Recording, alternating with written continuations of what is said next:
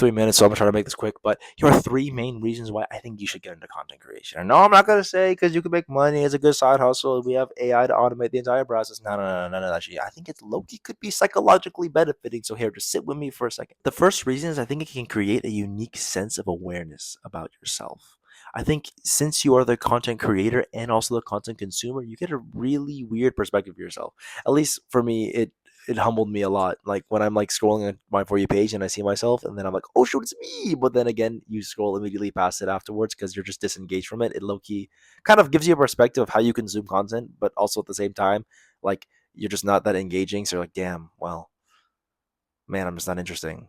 Because at some point, like in terms of content creation, you have to have enough confidence to kind of post into a sea of millions of people. And when that confidence kind of gets shattered, it reminds you that you're just an ordinary person. You're just another guy in the sea of content, just like anybody else. Which is, I think, it's like kind of a good message to take away.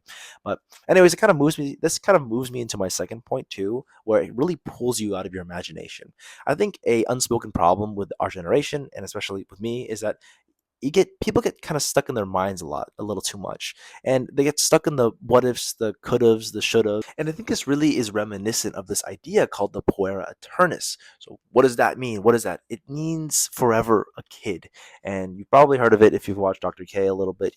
Phenomenal concept. But basically, the puera aeterna, the fundamental belief of it is that you could be anything. You can be anything as long as you dedicate yourself to something. And I've resonated with that feeling so much. And because of that feeling, because you could be anything, you don't choose anything.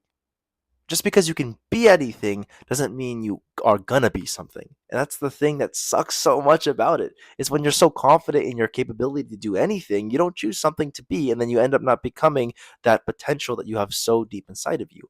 So how do you combat that, right? Just do something. As long as you're doing something, you're putting yourself in a mindset that is not your imagination. Your content creation is such an easy thing to do. And when you kind of continue doing things that are real, you kind of get a better understanding of, oh, this is what I'm really good at. This is what I really like. You get a more real understanding of yourself instead of an imaginary understanding of yourself. Last reason, it's just a pretty good motivator on doing something you really want to do. At least for me, it's like I want to get better at talking and being more intentional with the way I speak.